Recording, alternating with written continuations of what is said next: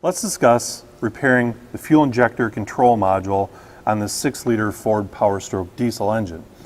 Now we're going to go ahead and replace the circuit board with the faulty capacitors and coils, and so no programming is going to be required. We're actually going to repair the circuit board ourselves, and we're going to use this component here. Well, first off, we have to remove the FICM, or the fuel injector control module as it's referred to. So that's mounted down here underneath this bottle. Now in the gasoline world, we might refer to this as an overflow bottle. In the diesel world, it's called a degas bottle or a degas bottle.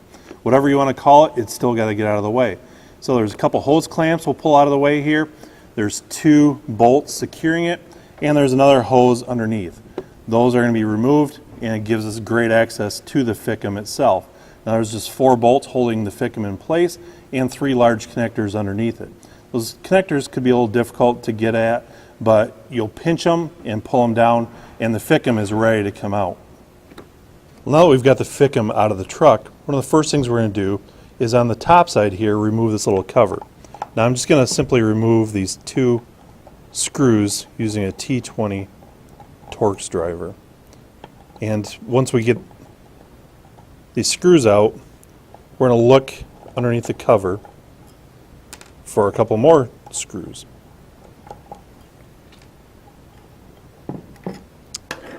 Now inside here, you'll see that there's 4 screws. That's a good sign.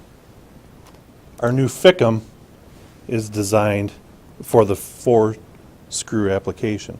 Now some of these will have 7 screws in there, and those are non-repairable FICMs. Those were used in a couple of early year applications. So first thing we need to do is ensure that we have just the 4 different screws in here. We do have that, so I'm going to go ahead and use another Torx driver and remove these. Now I'm going to take my T10 Torx driver and remove the 4 of these. Now we want to keep all the different screws that we remove out of here separate. A lot of them will be different size, so we'll keep these 4 separate from the 2 that we removed from that first cover.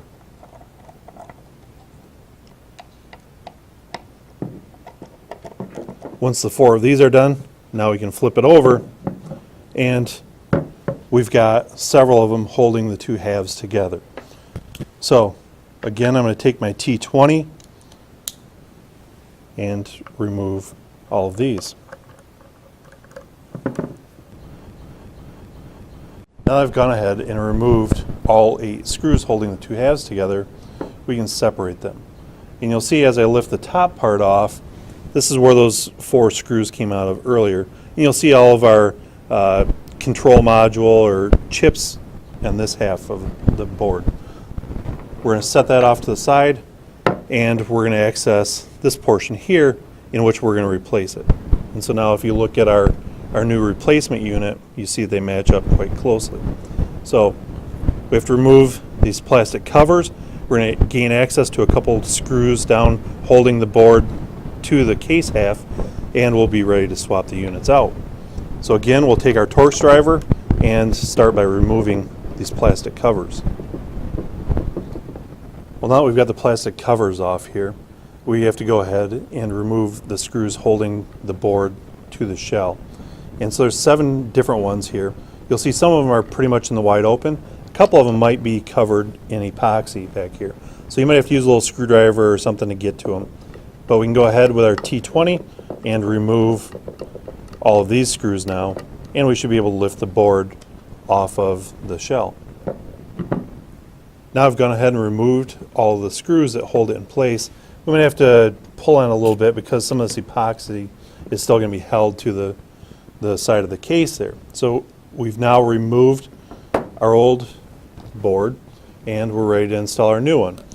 Now you notice that there's a couple pads in here which help insulate it from this aluminum cover.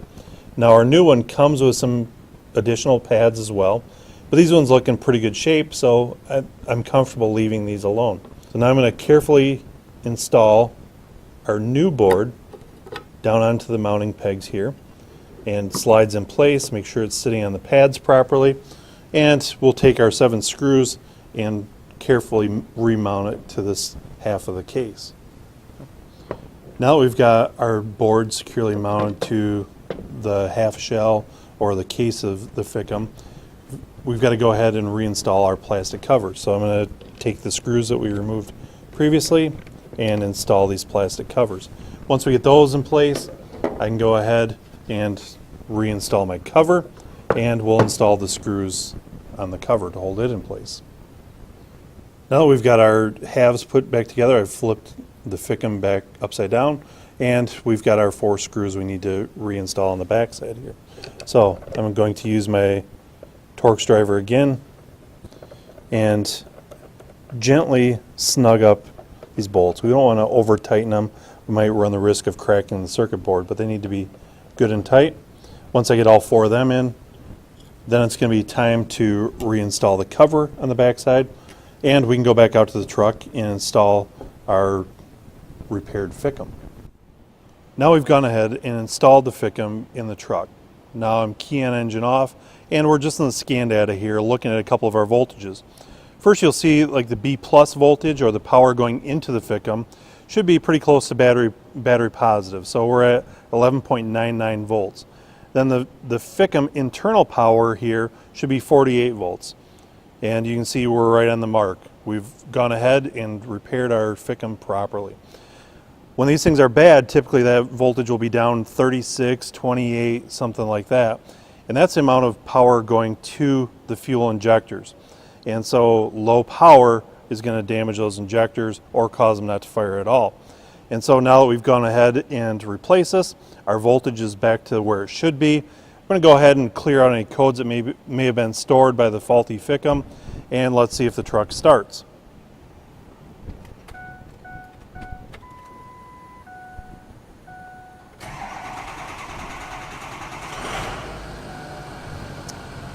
There, our truck starts and runs. Our battery voltage is still there. Our charging system voltage is now starting to come up. I'd say we've done a good job here. Now you've just seen how to repair a FICM on a 6-liter Powerstroke.